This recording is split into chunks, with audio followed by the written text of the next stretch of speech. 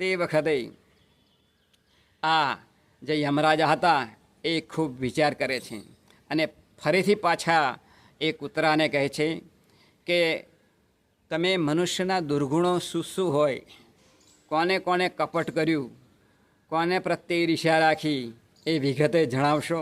ત્યારે એ કૂતરો બોલ્યો કે હે પ્રભુ, તમને હાથ જોડીને વિનંતી કરું છું કે હું મનુષ્યના દુર્ગુણો કહીશ તો તેનો પાર આવે નહીં.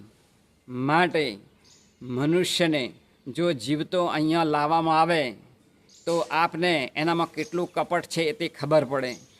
કારણ કે તમને પણ તમારી આગળ પણ એ કપટ કરી અને જીતી જશે. કારણ કે મનુષ્યની આગળ તમે પણ કાંઈ જ નથી.